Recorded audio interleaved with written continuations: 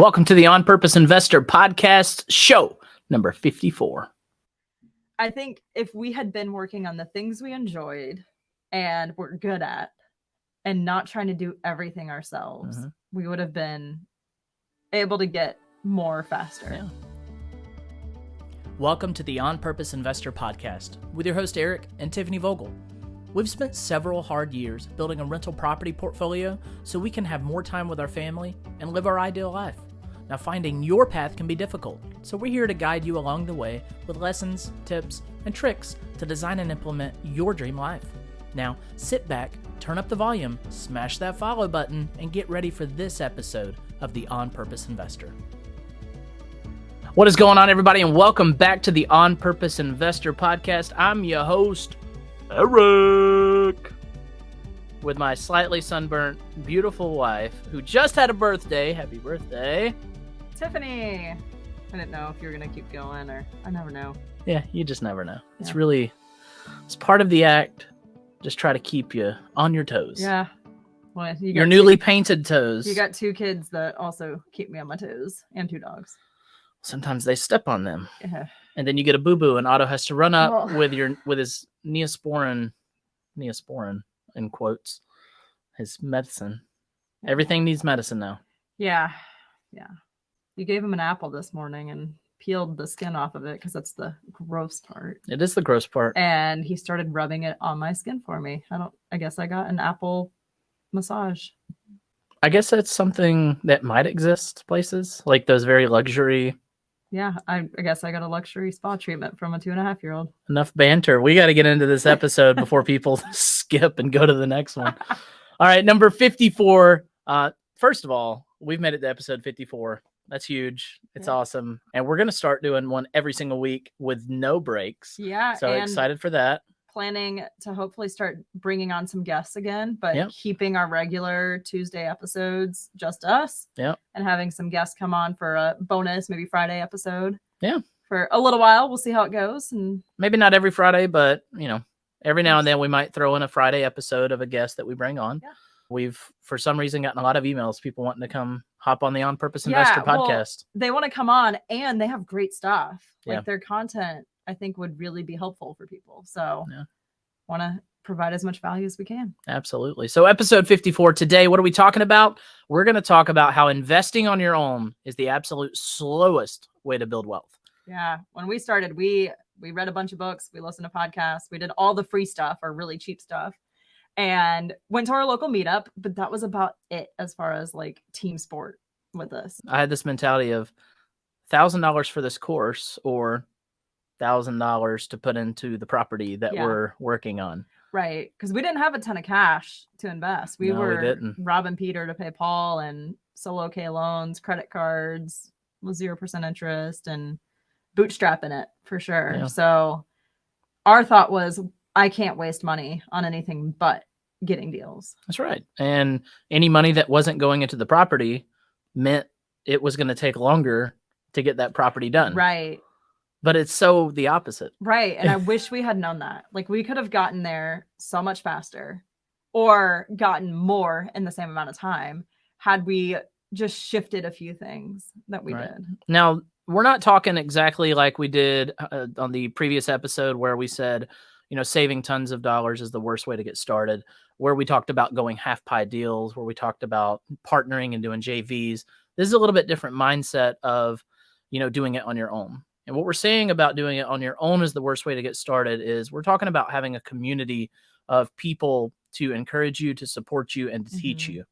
So that's where we're talking about being on your own. Right. Now, we were surrounded by podcasts. We were surrounded by the small meetup we went to, and we were surrounded by the webinars we would go on and watch. But we weren't a part of this really extensive network of people. Yeah. Well, I think part of it was our friends were friends that we'd had for a long time, and they weren't necessarily people in the business. So when you have a crappy day of working 12 hours, who do you call? Like, because your friends don't get it. They're like, why are you working so hard? Yeah.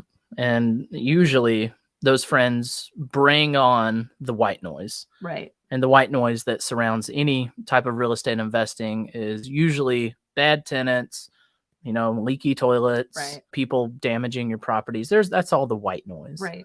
And I wrote an awesome blog on this about 2 years ago. How do you fix the white noise? But that's a tangent. If you want to read that blog, go on the onpurposeinvestor.com website, check out the blogs. It's a neat read. I had a lot of fun writing it 2 years ago. Yeah. But so how do you get started? Like, what do you do to start moving in the right direction? Yeah. I mean, you can totally do what we did and consume podcasts like this one and Bigger Pockets or YouTube videos. I mean, there's so many good podcasts out there where you can get tons of great information. Mm-hmm. I wish we had found great mentors and taken their seminars and learned their stuff and implemented it, or really digging in on one particular part of the business. Yeah. Like, I'm okay at property management. We do a good job between the two of us at that, but that's not something we particularly enjoy.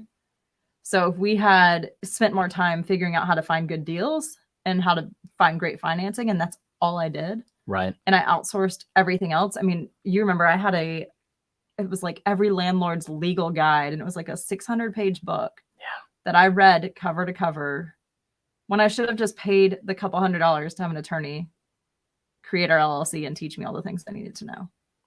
But you save money. Right. I saved money, but at what cost? Because I could have taken that time. I didn't value my time. Neither one of us did. Yeah. I could have taken that time and instead been learning how to find better deals or more deals. And you could have taken the time you spent watching YouTube videos, learning how to fix everything in the house, hiring a contractor, and finding more deals. Right. Yeah. We didn't start learning how to value our time until we read the book, Your Money or Your Life. That started it, but I think it was seeing it. I think it was kids, honestly, that really shifted it for me. Because I could either spend this time sitting here with my kid or I could go read this book. Yeah. I think for me, it all shifted when we were buying a house a month for about 6-7 months straight. Yeah. And when we were doing that, we had a lot of great systems.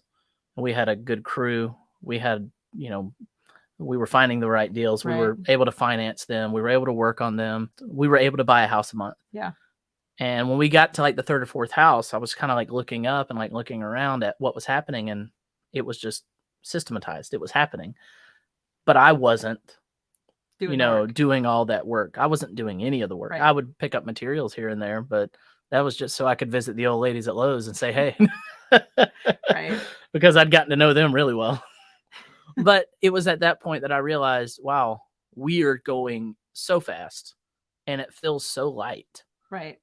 Because my time was spent where I needed to be. Well, where you enjoyed spending your time too. Yeah. I was living within my purpose. You went to Lowe's because you liked hanging out with the ladies there at the pro desk. Like Mara and Patty, those are my folks. Yeah. I remember going in when I was pregnant and them coming up to me like they had known me for a long time. And I was just like, hi, crazy ladies. I don't know you, but you knew them. I talked about Tiffany all the time and just would tell them, hey, we're pregnant. Yeah. Hey, she's had an ultrasound. Here's the baby. Like they saw the ultrasound. They knew everything. I didn't know them at all though. So it was just kind of comical. But I think if we had been working on the things we enjoyed and were good at and not trying to do everything ourselves, we would have been able to get more faster. Yeah. So one of those types of ways to get there faster is coaching. Yeah. And a lot of people say, why should I pay for this coaching program when you can get it online for free? Right. I can watch YouTube videos or podcasts and and a lot of people say that. They say, you can learn how to wholesale on YouTube and it's free, and you can. Yeah. You can learn how to, like I did, you can learn how to renovate a whole house on YouTube and it's free. Yeah. And it applies to every aspect of life. I mean, we have realized I can pay any amount of money to learn something from someone through an online course and save so much time. Like potty training. It was a $35 online course. And I was like, take my money because I don't want to spend the time trying to research what I need to be doing. And for all intents and purposes, you pretty much did it within like 5 days. Yeah.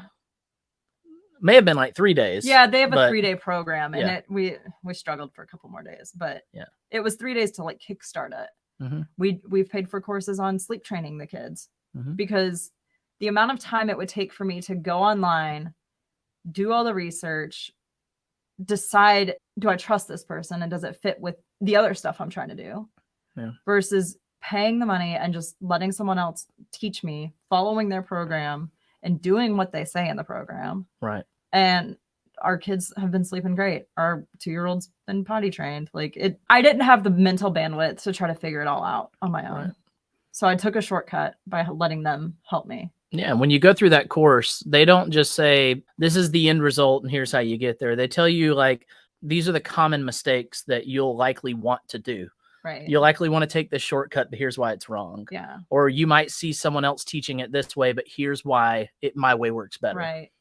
There's a course out there for everything. Yeah. And I think I might buy the one on doing the handstand next week. Okay. And while we're on vacation in the mountains, do that $10 course on how to do a handstand for 10 minutes, something like that. I think the thing is, it's having a step-by-step process. Yeah. You can find it on YouTube and you can go read a bunch of books, but having one step at a time, because I think so often we get stuck on, what about step 10? How am I going to handle step 10? Right. But you aren't even at step 2. Let's get through step 1.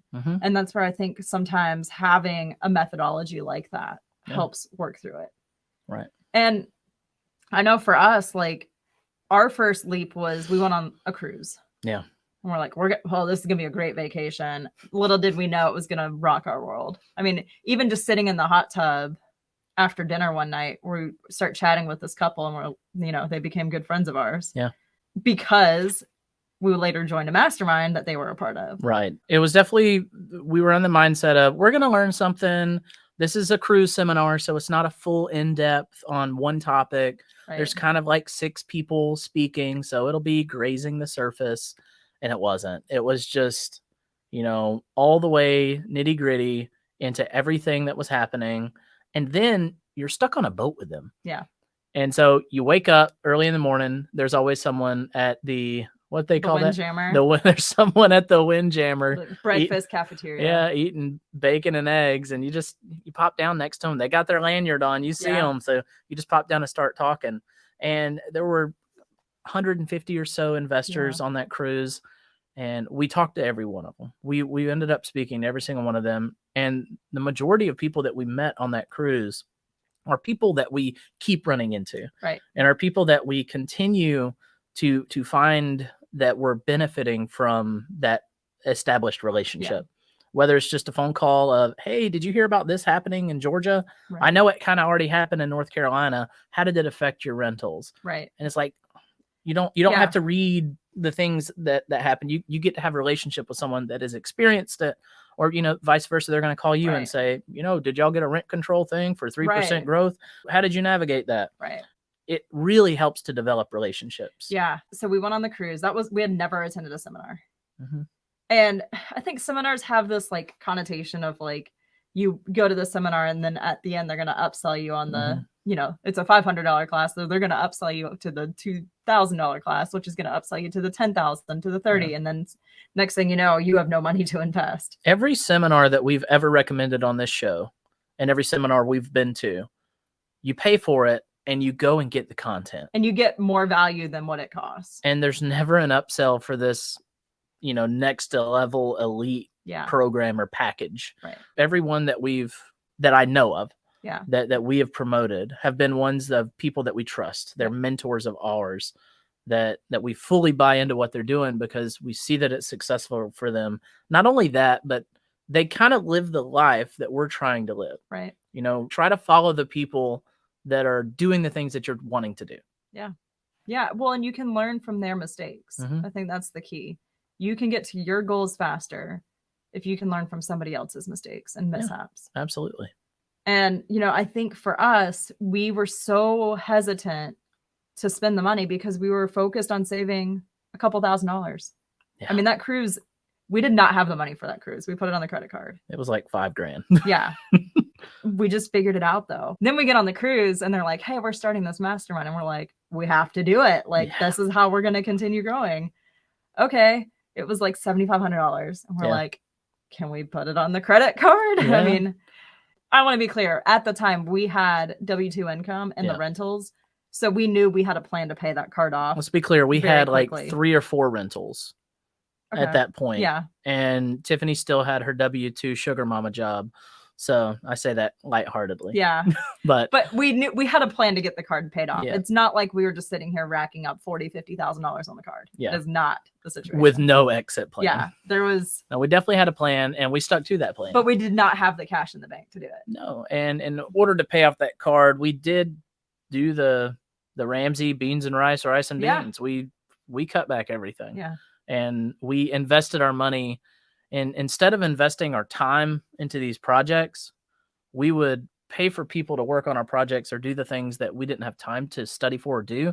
And we put it into seminars. Yeah. And after the shift happened. It was after the shift. Before on the we ship. Were doing everything. That's dumb. It was ship shifting. Yes. But I would cook dinner and bring it to us. There was not really any eating out because fast food was too expensive.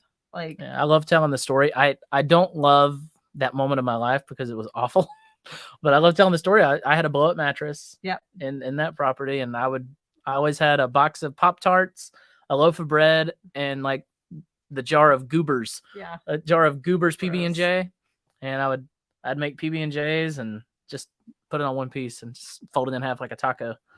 And I'd eat Pop-Tarts. And then you'd climb into the attic and almost pass out and die. Find snake skins. Yeah. It was rough. On one of these episodes toward the front, like between episodes 1 and 6, somewhere in there is in the show notes a link to that snake skin. Oh gosh. That I found in that attic where I almost died. Yeah. But if we had invested in something like, and let me say, the cruise is coming back around in March. Mm-hmm. We're launching out from Florida. We'll be on there. It's the Generations of Wealth cruise. Yep. If you search on Facebook, you'll find it, or there's the website. I think it's GOW Cruises. GOW Voyage, I think. Okay. Something like that. We'll link it in the show notes. You'll find it. So highly recommend it. We'll be there, and the hosts are great. We're looking forward to learning and networking. And, I took a book on the first cruise thinking I was going to sit by the pool and read, and that is not at all what happened. No. It was not it was fun, but it was not like a sit by the pool relaxing vacation. If this turns out to be one of your first seminars you go to, don't bring a book. Yeah. Bring 2 empty notepads. Right. And be ready to fill them up. And ready to not sleep. Yeah. Because I suggest having 2 people in your party. One for the nighttime. And one for the nighttime and one for the morning. Yeah. Because there's going to be a different group of people. You're going to want to hit them all. The nighttime folks, that's my group. I stay up all night. I'll hang out in the Windjammer till we close it down, and then we move to the rooftop. What do they call it? The Anchor Lounge or something like that. And we'll drink and you never know. Eric and might talk. Be at the piano bar singing a little song. Who knows? But that is just an example of how it took us like 2.5 years to get to the point where we went on that cruise. Yeah. And in 2.5 years, we bought like 3 or 4 properties. After the cruise, and you fast forward 2.5 years, we bought another 12. Yeah. And it was obviously, if you just look at it like that, right? It's like, what happened? What shifted? It was not just the cruise. It was the cruise, and then we signed up for the Mastermind, and then we're like, oh crap! Like these classes that we've been hearing about for the last 2 years, we need to start going to them. We always trusted what Danny said. Yeah. And Danny is Sammy. If you ever read the book Pathfinder's Journey, he's such a sweet, awesome man, and his wife, and they're just wonderful people. Yeah. And they host that meetup that we call our home, our investor home. Yes. And we always trusted what he said about the seminars, but we never were able to get over the hump of, is it really worth it? Right. Because it's for each of us to go to get into the class itself was $1,000, $1,200. Yeah. And then you have the hotels and flights if needed. And all of a sudden a $600 seminar became a $3,000 investment. Yeah. But had we spent that money, we would have saved so much time and money on other things. And we have one class in particular. Yeah. That was like instantly. Yeah. We were able to get out of a bad situation. Right. Let's talk about that. So I signed up for the seminar. Luckily it was Zoom because COVID hit and everything went to Zoom, which was perfect because Otto was tiny. So I think I was like nursing while on the Zoom call. Like it was a mess, but I took this online class and I'm quoted on the website as saying like the first 15 minutes of the seminars saved me more than the cost of the class. There you go. Yeah. I mean, and it's the truth. It's totally the truth. We had a property, and this was all during COVID. The tenant lost her job, or she was working in a nursing home. So she kept getting COVID. And every time she got a positive COVID test, she was out of work for 2-3 weeks. So no pay. Yeah. Right. So she was in a bad situation, and she moved in January, and we all know COVID hit in March. So she paid like 2.5 months of rent and then stopped. Yeah. And we were trying to work with her, and eventually we wound up just negotiating her rent to where it covered our expenses. Yeah. And at the end of the year, she moved out. Fortunately, everything was okay. But I took this class, I think it was on the back half of the year. Mm-hmm. And if we had implemented that contract, we would have been able to get out of that rental agreement because there were no evictions allowed.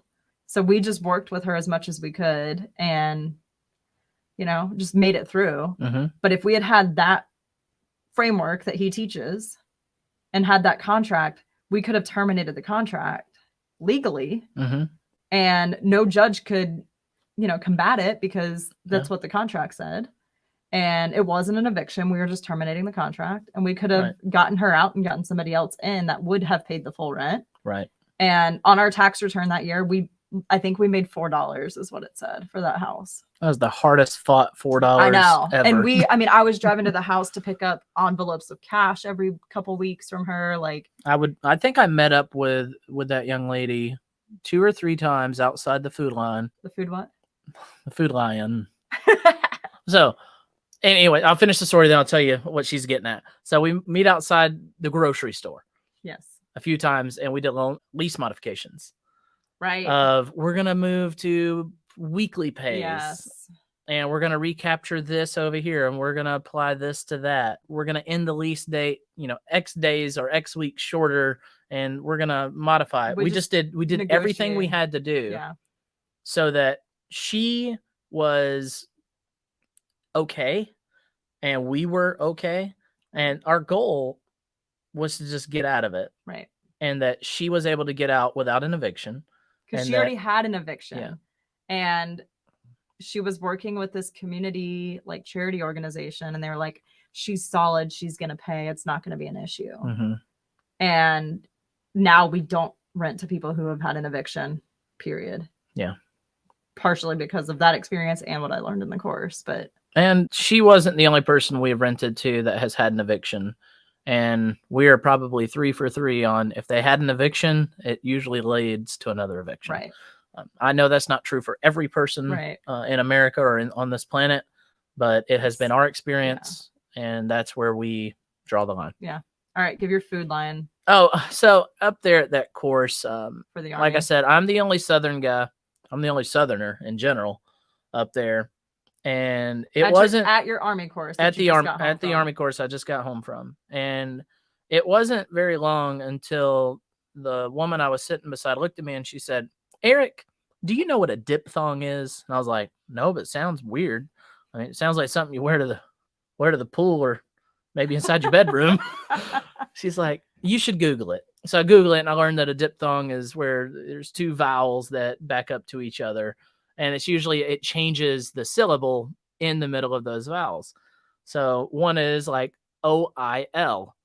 How would you say that word? Oil. I don't say it that way. I say oil.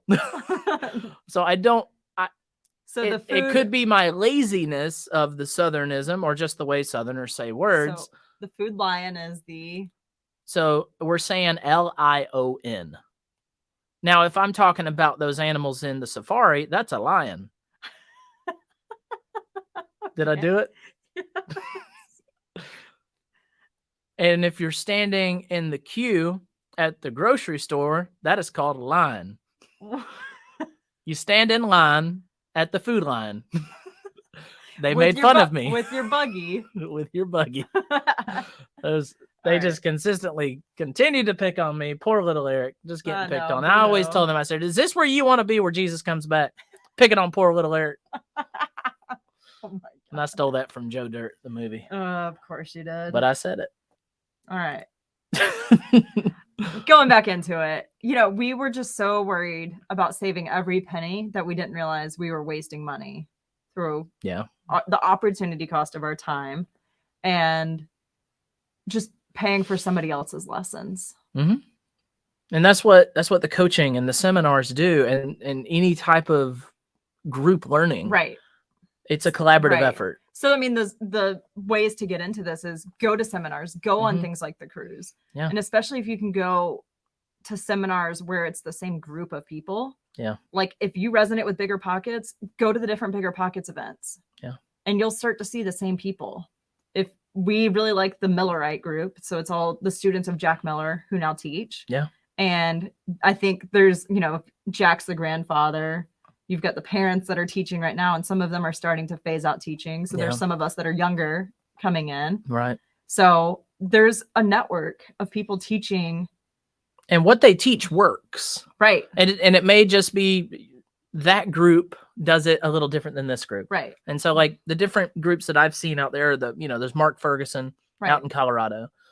There's Dustin Heiner. I believe he's in Arizona. They just did their conference, RubeCon. We had Dustin on not too long ago, and we were trying to get people from our podcast out there to support Dustin. And he had, several hundred people at RubeCon this year, which looked amazing. So Dustin, if you're checking out this episode, congratulations. And we can't wait to be at the next one.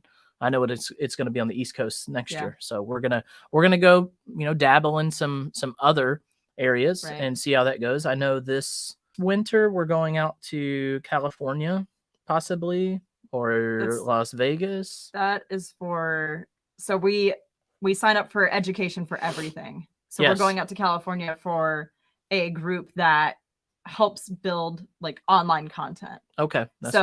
It's helping us with the podcast. It's helping us with building out like Dream Life University. When we did that, we're working on a new program. We're going to be calling it Secure Legacy Code. And the idea is that it's going to help you hack your way into financial freedom through rental properties. So we're going to meet up with some people who have online businesses. Yeah, just so you know, you may not have heard that. I just snuck into her sentence there. But that's the first time we've announced what our new course is going to be called. Yeah. And if you took Dream Life University last year, I know that the people that have taken that are making big moves. Mm-hmm. Several of them are, 2 to 3. One of them is about to close on his 5th property since taking that course. A lot of folks that took Dream Life University, they're exploding. And it makes me feel just so honored to have been a part of that journey. Right. But Secure Legacy Code is going to be Dream Life University, but Dream Life is only module 1. There's going to be several modules that have just expanded. Yeah. To be a part of this content. The feedback we got was Dream Life University was great, but we didn't know what was next. Yeah. So we are consolidating everything into one course because I think you need all the aspects together to create a really good foundation for getting started. And I'm super excited. We might do a podcast episode talking about what's coming next with that, but I'm very excited to see where it goes, and we'll be launching that this fall. Yep. So stay tuned. We're very excited to bring it to people. And if you are in the year 2033 and you just jump way back into the OPI podcasts, the year that we are talking in right now is 2023. So just know, hopefully SLC, Secure Legacy Code is still happening in 2033. Might be called something different. And maybe even bigger than Bigger Pockets by then. Yeah. Who knows?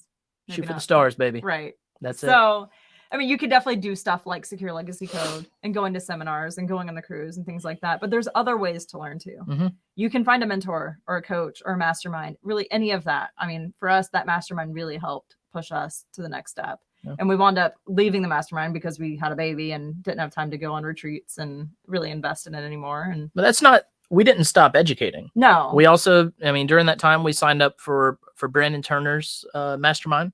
We were in the Better Life Tribe for a little while. And we also have taken all these courses, all these courses and seminars too. Yeah. There's other ways too. Like we talked about half pie deals. Yeah. Danny, our mentor, he got started doing half pie deals because he didn't have the cash and the resources to do all of it. So he was willing to share half of something is better than 100% of nothing. So that's true. That's, learn from that partner, because if they have half the deal, they care and they want to see you succeed. So then you take that education and apply it to other deals. And when you win, they win. Right. And when they win, everyone wins. Right. And when your little network is winning, all the new people that start showing up around you want to win with you. Yeah. And then you find a way to become the money side of it. Right. And they become the work side of it. And then it just snowballs. Right. It just gets bigger. Right. And then at that point, your dream life just starts getting to you faster. Yes. Another opportunity is working with hard money lenders. Mm-hmm. People hate paying hard money rates. It sucks. I mean, they're high. But you have someone, again, who's interested in that deal. And if you win, they win. So we have a hard money lender that wouldn't lend on a house, and we moved forward with it anyways. And that was a big lesson. We got out of it okay because of where the market was, but I think if the market is where it is today, we would not be. We would have wrote a big fat check. Yeah. To get rid of that house. So, but had we listened to that hard money lender, we would have never gotten into that situation. Yeah. So, hard money lenders can be another way to partner in a sense, and you can benefit from them. Right. But staying the lone wolf, doing it by yourself or with your spouse, or not having that support, can wear you out. Yeah, no doubt. I mean, it's so easy to get burnt out when you're doing it on your own. And I know for us, like, we felt so alone as we were first getting started because it was just us and no one else around us understood. And the only people we had to talk to about the problems we were facing, about the wins we were having, were either each other or our old friend group. And which we still have that friend group. Yeah. But we don't talk about this stuff with them. Because when I talk about a huge win of, hey, we just built in $100,000 equity into this property we just did, and we got a $50,000 cash check at closing. Your friends that are, struggling to make ends meet, they don't want to hear that. Right. It's usually faced with that must be nice. Yeah. Or you got lucky, and it's, we worked hard to get lucky, but yeah. You create opportunities for wins to happen. But they also didn't understand when we were bone tired and couldn't go to the family gatherings because we had been up all night swinging a hammer. Yeah. So it's both sides of it. Yeah. I think it was having the support system of people in the same stage as us too. Right. Because when we went to our local meetup, there were people there, but a lot of them were already financially free. Or they had just barely started and were still trying to figure out the basics. Yeah. So I think once we found people in the same stage as us was when it was like really helpful to propel us. Yeah. Because when you find those people, you start hearing about what they're doing. Right. It's really easy to be like, so in that group that we got started in, we were sort of a big fish in a little pond for the stage we were in. In our local market. In our local market. Right. And then we got into that group. And we were all just little fish. Yeah. All of us were little fish in this really except Dan. Big pond. Dan was a big fish. Dan's always been a big fish, winning and eating all the other little guppies. I mean, Dan is a winner. Yeah. And got the pig to show for it. But he's so humble. He is. And you go ask Dan, hey Dan, do you have any rental properties? Yeah, I got a few. Hey, really, just a few? Yeah, I guess so. He done. I'm trying to make fun of his accent just a little bit, but it's definitely not coming through. Don't you know? Oh my God. Okay. Stick to the Southern. Dan, did you have anything to do with those Alberta fires? I don't know. You're close enough. Wow. Call him out. Dan? Okay. Maybe it was Emma, his pig. Literally, he has a pig. She's great. So building your network of people in the same stage, I think, is really where we had someone we could call, or hearing like their struggles too. Like, I don't know. It made it easier to deal with the suck. And then seeing how hard charging they were. Yeah. Because we would feel like, oh, we did a house this quarter. And they're like, I did a house this week. Yeah. And I got another house next week. Right. It's like, holy smokes, we could even push harder. because they're making it. There's no reason why we can't make it. Exactly. So it's one of those groups that you're in. It's like you think you're doing really well, then you see someone else doing something exactly what you're doing. Yeah. But 5x, right, 10x, some of them 20x. Yeah. It's like, dang. Yeah. And it just propels you. Right. It's encouraging. It's encouraging, and you're not alone in it. It's Right. not like you're just hard charging and flying by the seat of your pants on, 2 deals a month. It's, hey, me and this person and this person and this couple and this other person, we're all doing 2 deals a month. And we're gonna keep each other accountable, and we're gonna see what's working for them. Right. Have they seen rates change? What are their markets doing? Right. Do you have a good lender? Do you have a good, just so many, back and forth? there's so many resources to share within these groups that you put together. Yeah, definitely. Well, I think getting out of the lone wolf mentality would have really helped propel us faster. 100%. And doing that through seminars, partnering, working with hard money lenders, or just finding a mentor, coach, mastermind, anything like that. Just being around people. I mean, Jim Rohn's quote that's way overused, and I overuse it, is you're the average of the 5 people you're around. And it's true. Yeah. I thought listening to a podcast means that I'm around that person. And that's true to a point. But I couldn't call Brandon Turner and Josh Dorkin back then and ask questions and have them give feedback. So get around people who are doing it. Yeah. And go to your meetup, but also get coffee with someone outside of the meetup and really get to know them and get to where you can call and text them with questions. It's important. Yeah. My brain's just spinning.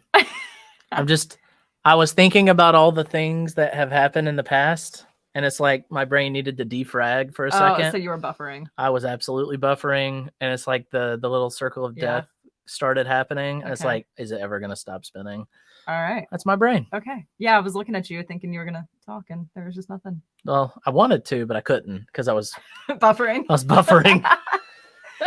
Well, I think finding people to be in your community gets you to your goals faster, and you learn from their mistakes instead of paying for that seminar and you, like you'll always like to bring up. I try to say it right. Is this the Streets University? I try to say it right, but I'm like, you? Yeah. Are you? You're like you wanting his pepperoni patsy. Yeah. Yeah. But we were trying so hard to save every penny we could to invest in the deal. And I think saving by not spending on Netflix and eating out and things like that was the right call. But we should have been investing in ourselves and our education instead of trying to save every penny. Nickel and diming, which paint is a little bit cheaper, which light fixtures can we get at the rehab restore, right? Instead of just doing a bulk order on Lowe's or Home Depot. Yeah.